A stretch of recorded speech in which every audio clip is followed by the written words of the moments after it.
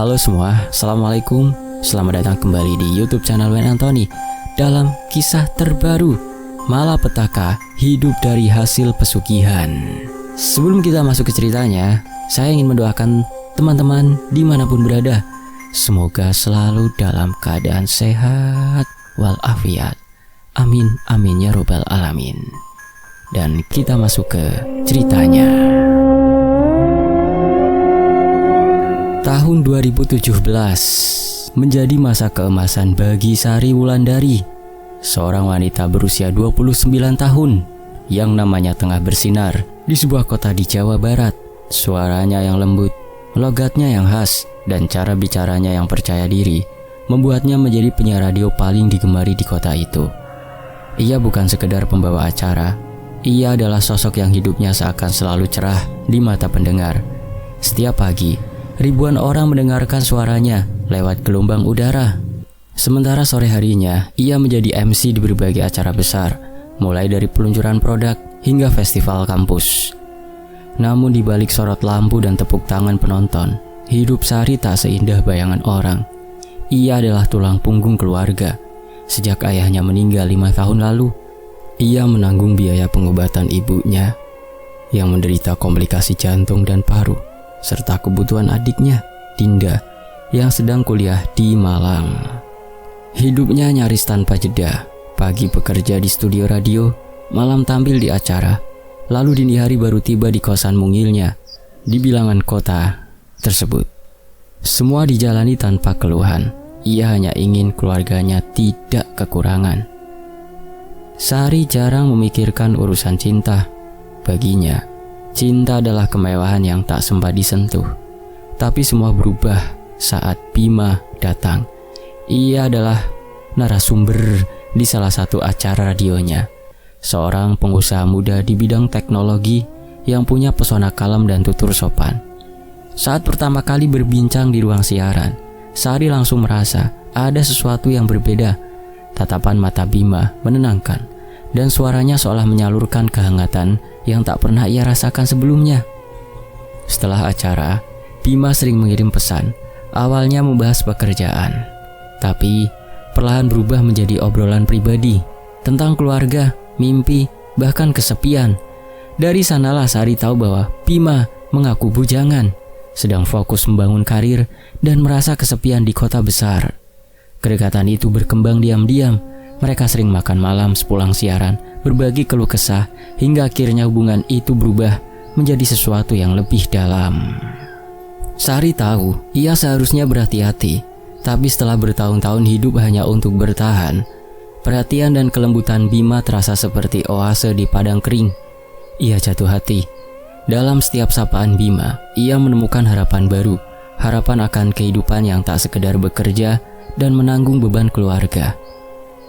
3 bulan berlalu, suatu sore, saat Sari sedang bersiap untuk siaran, seorang wanita datang ke kantor radionya. Wanita itu berpenampilan rapi, berwajah tegas, namun matanya menyimpan amarah yang nyaris meledak.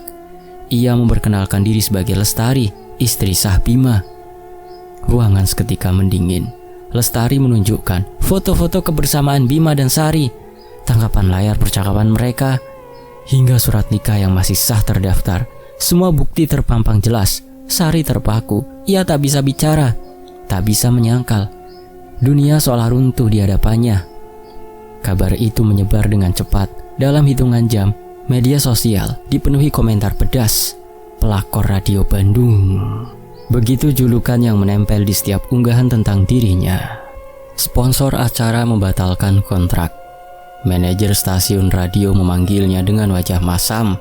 Dan keesokan harinya, ia menerima surat pemutusan kerja.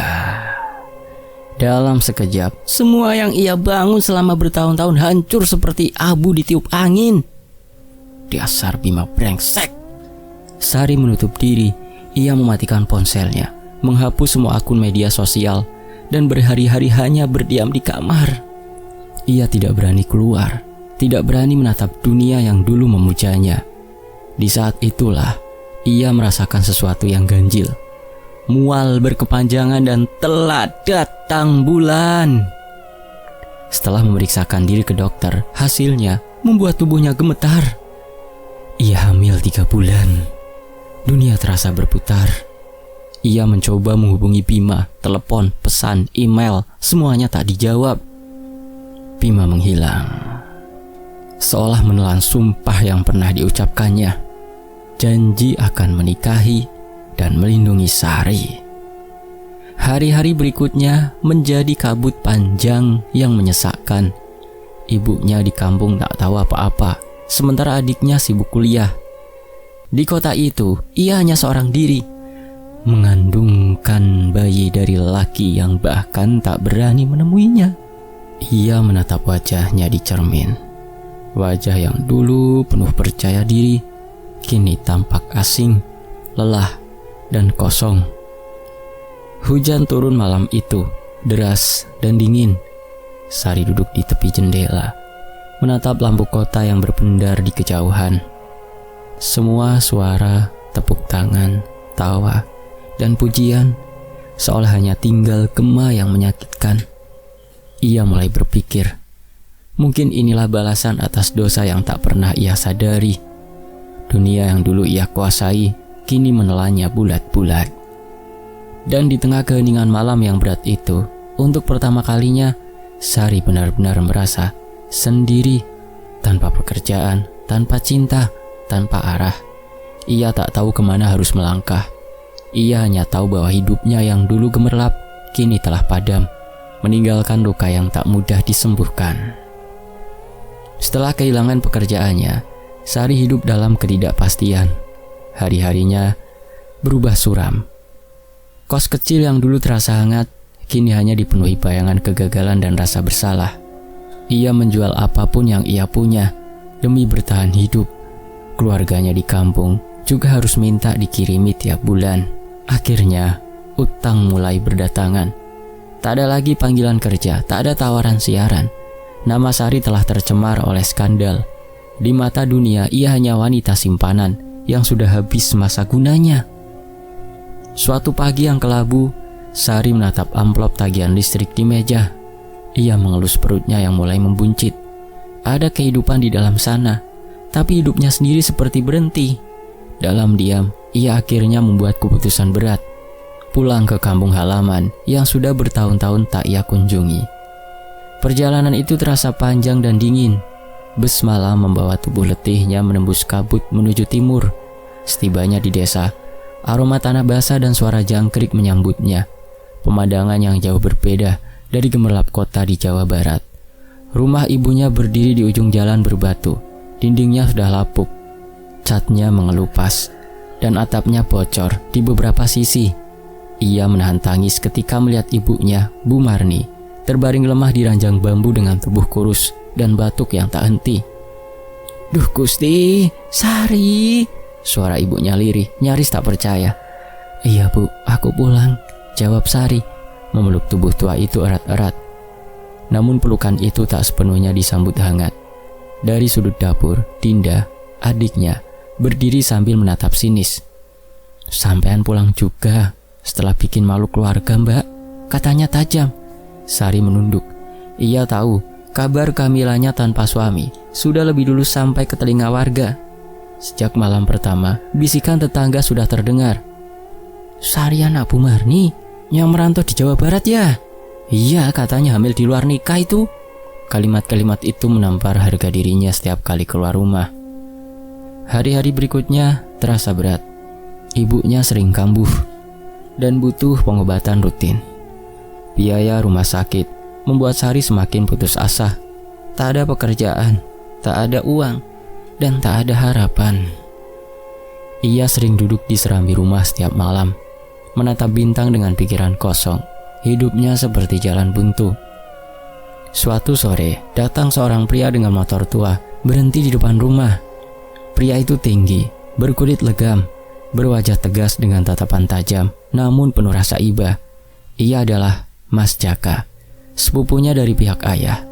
Sari mengenalnya sebagai orang yang jarang bicara dan sering bepergian tanpa tujuan jelas.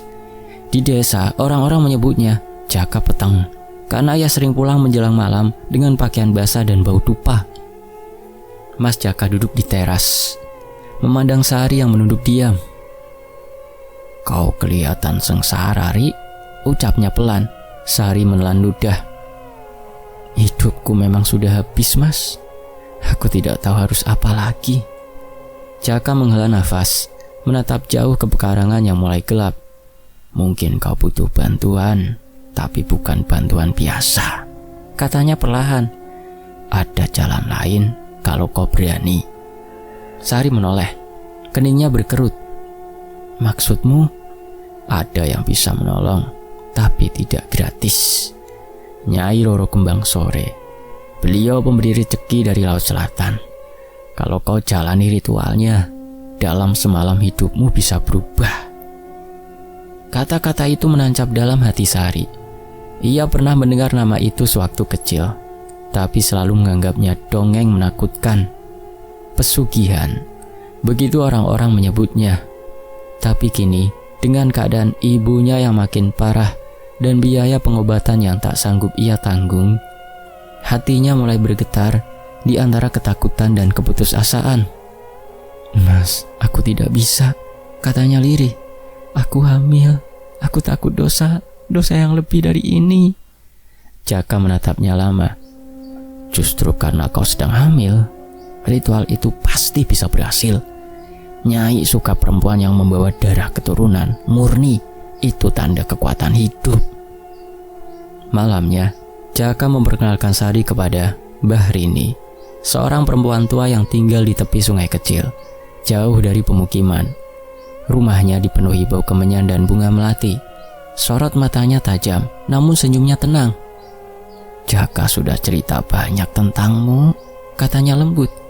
"Kalau kau benar-benar ingin mengubah nasib, Nyai bisa menolong. Tapi ada harga yang harus dibayar." Sari gemetar. "Harga seperti apa, Mbah?" Mbah Rini tersenyum samar. "Kau akan kaya, Nduk. Tapi ingat, tidak semua yang lahir ditakdirkan hidup di dunia." Kalimat itu menggantung di udara, mengguncang seluruh hatinya. Ia memegangi perutnya yang terasa hangat di bawah telapak tangannya. Ada kehidupan di sana, kehidupan yang belum sempat melihat dunia. Tapi bagaimana jika itu satu-satunya jalan untuk menyelamatkan ibunya? Malam itu, Sari tak bisa tidur. Hujan turun perlahan, dan dari kejauhan terdengar suara gamelan samar dari arah bukit. Ia memandangi langit gelap di luar jendela. Air matanya menetes tanpa henti. Untuk pertama kalinya, ia benar-benar mempertimbangkan sesuatu yang tak pernah ia sangka. Menyerahkan anaknya sendiri demi bertahan hidup. Malam itu, Jumat Kliwon, langit di atas kabupaten itu tampak muram. Kabut tebal menyelimuti lereng bukit di belakang desa, dan udara terasa berat dengan aroma bunga melati yang menusuk hidung. Di tengah kesunyian malam, hanya suara jangkrik dan sir angin yang menemani langkah Sari dan Mas Jaka menuju sebuah sungai tua yang diyakini sebagai tempat bersemayamnya Nyai Roro Kembang Sore. Sari menggenggam kain putih di tangannya. Tubuhnya gemetar. Ia mengenakan kebaya putih polos yang diberikan oleh Mbah Rini, pakaian yang katanya hanya boleh dipakai sekali dalam hidup. Di pinggangnya terikat selendang merah yang harum dupa. Mbah Rini berjalan paling depan, membawa kendi berisi air laut dari selatan, bunga 7 rupa, serta seekor ayam putih yang diikat dengan benang kuning. "Jangan banyak bicara," pesan Mbah Rini dengan suara parau. "Malam ini Nyai sedang membuka tirai dunia. Siapa yang melanggar akan tersesat." Sari hanya mengangguk pelan. Di hatinya, ketakutan dan keputusasaan bercampur menjadi satu. Ia tak lagi memikirkan benar atau salah. Yang ada di benaknya hanyalah satu: ibunya harus sembuh dan hidupnya harus berubah. Setibanya di tepi sungai, Mbah Rini menyiapkan tikar pandan di atas tanah lembab. Di atasnya diletakkan sesajen, bunga 7 rupa, dupa menyala, kain merah, dan kendi air laut. Suara gemericik air sungai terasa berbeda malam itu. Lebih berat, lebih dalam, seolah ada sesuatu yang bernafas dari bawah permukaan. "Duduklah di tengah lingkaran bunga itu," kata Mbah Rini. Sari menuruti, duduk bersila dengan mata menunduk. Angin berhembus pelan, membawa aroma melati yang semakin pekat. Mbah Rini mulai melantunkan mantra panjang dalam bahasa Jawa kuno yang tak dimengerti Sari. Kata-kata itu meluncur seperti aliran air, berirama namun berat, membuat bulu kuduknya berdiri. Jaka berdiri di kejauhan, menatap hening dengan wajah tegang. Beberapa menit berlalu, api dupa bergetar, dan udara di sekitar mereka tiba-tiba berubah. Sari merasakan hawa dingin menelusup kulitnya, lalu sesuatu membuatnya sulit bernafas. Matanya perlahan tertutup, tapi pikirannya masih sadar. Dalam pandangan setengah kabur, ia melihat permukaan air sungai beriak tanpa sebab. Dari dalam riak itu muncul sosok wanita berwajah sangat cantik. Kulitnya pucat, rambut hitamnya menjuntai panjang hingga menyentuh air, dan matanya kosong. Sari ingin berteriak, tapi suara tertahan di tenggorokan. Sosok itu berjalan di atas air dengan langkah pelan. Setiap langkahnya meninggalkan percikan cahaya biru. Ketika jarak mereka hanya beberapa meter, wanita itu tersenyum lembut, memperlihatkan barisan gigi putih yang terlalu rapi untuk manusia biasa. Aku sudah lama menunggumu, manusia sepertimu, bisiknya lembut, suaranya menggema di kepala. Siapa kau? Sari bergetar. Aku adalah Nyai Roro Kembang Sore, penjaga harta, pemberi kekayaan. Kau datang membawa permohonan besar, tapi dunia tak memberi tanpa mengambil. Sari terdiam. Ia menunduk, air matanya menetes. Aku hanya ingin menolong ibuku, dan aku hanya ingin hidup lebih baik, bisa memenuhi kebutuhan sehari-hari. Nyai itu mendekat, lalu berbisik di telinganya dengan nada yang lembut namun menusuk. Kau ingin membayar hutangmu dan hidup berkecukupan? Berikan yang paling kau cintai, maka dunia akan tunduk padamu. Ucapan itu membuat tubuh Sari kaku. Ia tahu apa maksudnya. Tangannya refleks memegang perutnya yang berisi kehidupan kecil itu. Ia menangis keras, mengguncang bahunya sendiri. Sementara suara Mbah Rini semakin jauh seperti gema. Aku tak bisa, dia anakku, isaknya. Namun Nyai hanya tersenyum samar. Anakmu akan dijaga, tapi bukan di dunia ini. Pandangan Sari mendadak gelap. Tubuhnya menggigil hebat sebelum akhirnya pingsan dalam gelap. Ia mendengar suara bayi menangis pelan, namun sangat dekat. Tangisan itu berubah menjadi tawa lembut seorang perempuan, lalu hening. Ketika Sari sadar, fajar hampir tiba. Tubuhnya lemah dan perutnya terasa nyeri luar biasa. Ia meraba kainnya, basah oleh darah. Mbah Rini duduk di dekatnya. Wajahnya tenang meski matanya menyimpan sesuatu yang tak bisa dijelaskan. Sudah, Nduk, tenanglah. Persembahanmu diterima. Sari menatap sekeliling. Sungai tampak kembali normal, tapi udara masih menyisakan aroma melati dan dupa yang terbakar habis. Ia ingin berteriak, namun tak ada suara keluar dari bibirnya. Pagi harinya, Jaka menemukan tempayan tanah liat di depan rumah Mbah Rini. Di dalamnya koin emas berkilauan seolah baru ditempa. Jumlahnya banyak, tak terhitung. Saat Sari menyentuhnya, suara tangisan bayi terdengar samar dari dalam koin. Lirih, menyayat hati. Ia menjerit dan menjatuhkannya, tapi Jaka memaksanya untuk tenang. Itu hasil dari ritualmu semalam, katanya dingin. Harta dari Nyai, jangan sia-siakan. Beberapa hari kemudian, setelah menjual sebagian koin itu ke toko emas, uang senilai 1,5 miliar rupiah ia kantongi dalam kresek hitam. Ia menangis tak tahu harus bersyukur atau menyesal. Ia bisa membiayai pengobatan ibunya, membeli rumah, bahkan memulai hidup baru. Tapi setiap kali malam tiba, bayangan sungai itu kembali menghantui. Dan di hatinya Sari tahu, kekayaan ini bukan hadiah, melainkan sebuah jerat yang tak bisa dilepas. Dan di balik itu, Sari tampak sedih sekilas karena kehilangan anaknya yang di dalam perut. Jawa Barat kembali menyambut Sari dengan gemerlap yang dulu sempat ia tinggalkan. Tapi kali ini ia datang bukan sebagai wanita hancur, melainkan dengan penampilan yang memukau. Rambutnya terurai dengan potongan modern, kulitnya bersinar, dan di lehernya tergantung kalung emas tebal yang memantulkan cahaya sore. Mobil putih berkilau yang dikendarainya berhenti di depan sebuah rumah megah di kawasan kota tersebut. Rumah yang baru dibelinya secara tunai. Tak seorang pun tahu dari mana datangnya uang itu. Tetangga hanya berbisik, "Sari itu hebat, baru beberapa bulan jatuh, sekarang bangkit lagi. Tapi dengar-dengar anaknya meninggal ya di dalam perut." Sebagian mengira ia punya investor baru, sebagian lain mengira ia mendapat warisan. Dan Sari hanya tersenyum samar setiap kali ditanya, tanpa menjelaskan apapun. Hari-harinya kembali sibuk.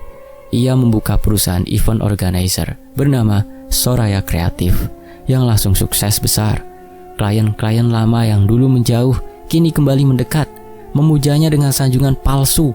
Dalam sebulan, ia mampu menggelar pesta pernikahan artis, acara korporat besar, bahkan talk show nasional. Namun di balik semua itu, ada sesuatu yang terus mengintai. Setiap malam, tepat pukul 2 dini hari, suara tangisan bayi menggema dari kamar paling ujung, kamar yang selalu dikuncinya rapat. Kadang suara itu lirih, seperti datang dari balik dinding, kadang keras, menusuk telinga, seolah ada bayi yang sedang kesakitan. Sari mencoba mengabaikannya. Ia menyetel musik keras-keras, menyalakan televisi, bahkan tidur dengan earphone. Tapi tetap saja, suara itu tembus dari manapun. Pernah suatu malam, ia terbangun karena merasa dadanya sesak. Saat membuka mata, ia melihat noda darah basah di bantalnya, dan di ujung tempat tidur ada bayangan perempuan berambut panjang mengenakan kebaya putih. Sosok itu tersenyum samar, lalu menghilang begitu saja. Keesokan paginya, Sari mencoba berdoa. Ia berusaha membuka mulutnya untuk membaca doa yang dulu sering ia ucapkan. Tapi lidahnya keluh. Lidahnya seperti lumpuh, tak bisa berdoa. Setiap kali menyebut nama Tuhan, telinganya berdengung keras, seolah ada sesuatu yang melarangnya. Hari-hari berikutnya, gangguan semakin sering datang. Dalam mimpi, ia melihat Nyai Roro Kembang Sore berdiri di tepi laut. Rambutnya terurai panjang menutupi wajah. "Sari," suara itu bergema lembut namun dingin. "Kekayaanmu harus ditebus dengan sesuatu yang baru, dan tebusan itu harus diteruskan supaya bisa langgeng." Sari terbangun sambil terengah. Ia tak tahu apa maksudnya, tapi semenjak malam itu, musibah mulai menimpa orang-orang di sekitarnya. Rekan bisnis yang paling dekat dengannya, seorang pria sebut saja bernama Randy, ditemukan meninggal mendadak di mobil dengan mulut berbusa. Polisi menyebutnya serangan jantung. Tapi Sari tahu, Randy sehat-sehat saja sehari sebelumnya. Seminggu kemudian, mobil barunya menabrak seorang pejalan kaki di depan kantor. Korban tewas di tempat. Seorang wanita tua, penjual bunga. Anehnya, di antara bunga yang berserakan di jalan, ada 7 kuntum melati putih. Malam-malam Sari berubah menjadi neraka. Ia mulai jarang tidur, wajahnya pucat, matanya cekung. Di ruang kerja, setiap lembar uang yang ia hitung terasa basah, seolah pernah direndam air. Kadang dari tumpukan uang itu terdengar suara lirih. "Bu, dingin bu." Sari berteriak, membuang uang itu ke lantai. Tapi begitu ia berkedip, semuanya kembali kering seperti semula. Tak ada yang percaya padanya. Asistennya mengira ia stres akibat pekerjaan.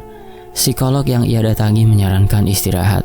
Tapi Sari tahu, ini bukan sekedar gangguan pikiran. Ini adalah kutukan yang tumbuh dari darahnya sendiri. Ketika ia mencoba berhenti menggunakan uang pesugihan itu dengan niat menjual perusahaannya dan menyumbangkan semua uangnya, nasib buruk datang lebih cepat. Dalam seminggu, semua proyek dibatalkan, klien menarik kerjasama, dan rekeningnya dibekukan karena dugaan penipuan yang tak pernah ia lakukan. Ia merasa seperti dicekik dari 2 arah. Jika ia melanjutkan hidup mewahnya, arwah anak dan Kembang Sore terus menghantui. Jika ia berhenti, dunia seolah melawannya. Di tengah kegilaan itu, Sari menatap pantulan dirinya di cermin kamar. Wajah cantik dengan mata yang merah dan sembab. Ia berbisik lirih pada bayangan sendiri. Aku cuma ingin hidup tenang. Tapi kenapa harus begini? Kaya raya, tapi perasaanku kacau. Dari balik cermin, samar-samar terdengar tawa lembut seorang wanita. Dan di sudut kamar, suara tangis bayi itu kembali terdengar. Kali ini lebih dekat, lebih nyata, seperti berasal dari dalam dada Sari sendiri. Waktu berlalu. 6 tahun telah menenggelamkan kisah kelam Sari dalam bayangan yang tampak memudar, tapi tak pernah benar-benar hilang. Ia kini hidup di Jakarta, menikah dengan Andra, seorang pengusaha properti yang dikenal dermawan. Dari luar, kehidupan mereka tampak sempurna. Rumah besar di daerah Pondok Indah, 2 anak lucu, Rafa dan Naira, serta bisnis event milik Sari yang kembali berjalan stabil. Namun ketenangan itu hanya ilusi tipis yang menutupi luka lama. Sejak hari pertama menikah, Sari belum pernah benar-benar tidur nyenyak.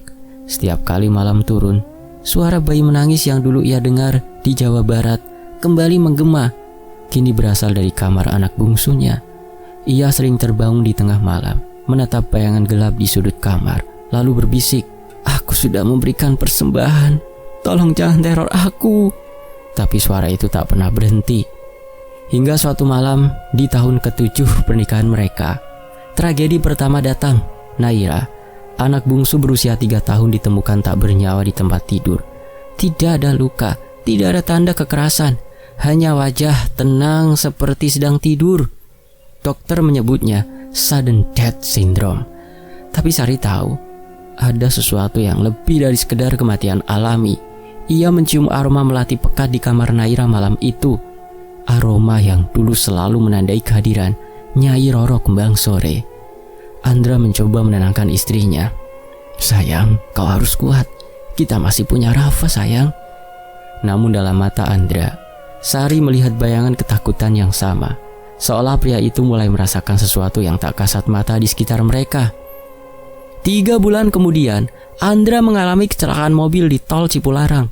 Mobilnya terguling tanpa sebab, padahal cuaca cerah dan jalan lengang. Polisi menyimpulkan rem blong, tapi hasil pemeriksaan menunjukkan rem itu masih utuh. Saat jenazah Andra dibawa pulang, Sari mencium lagi aroma melati. Kali ini bercampur amis darah. Kehilangan itu menghancurkannya. Dunia yang dulu ia bangun dengan kebohongan dan darah, kini runtuh seutuhnya. Ia menjual semua aset, menutup bisnis, dan hidup menyendiri bersama Rafa yang kini beranjak sekolah dasar. Tapi gangguan tidak berhenti. Setiap kali ia menatap wajah anak laki-lakinya, Sari merasa seolah melihat bayangan bayi lain di balik matanya. Bayi yang dulu ia korbankan di malam pesugihan. Suatu malam, Rafa memeluknya dan bertanya polos, "Bu, siapa anak kecil yang sering berdiri di belakang ibu waktu aku tidur?" Pertanyaan itu membuat darah Sari membeku. Ia tahu waktunya sudah tiba. Dengan sisa keberanian yang ada, Sari memutuskan kembali ke Jawa Timur, ke tempat semuanya bermula. Namun kampung itu sudah berubah. Rumah Simbah Rini tinggal puing dan ilalang, dan penduduk berkata, Simbah Rini meninggal 5 tahun lalu. Tubuhnya ditemukan di sungai tua di belakang bukit, sedangkan Jaka sepupunya dikabarkan hilang di tempat yang sama. Malam itu Sari tinggal di rumah tua ibunya yang kini kosong. Hujan deras mengguyur desa. Dari jendela ia memandangi arah sungai, tempat ia dulu menyerahkan tebusan hidupnya. Ketika tengah malam datang, udara di sekitar rumah tiba-tiba berubah dingin. Dari arah dapur terdengar suara langkah kaki perlahan, disusul aroma melati yang menusuk. Lampu berkelap-kelip. Sari menggigil. Ia berbalik, dan di ambang pintu berdiri sosok Nyai Roro Kembang Sore. Masih seindah dulu, namun kali ini wajahnya pucat kebiruan, matanya gelap seperti dasar laut. Di sampingnya berdiri anak kecil berpakaian putih dengan rambut basah meneteskan air, memanggil lirih. "Ibu," Sari menjerit, bersujud di lantai, memohon ampun sambil menangis. "Aku menyesal.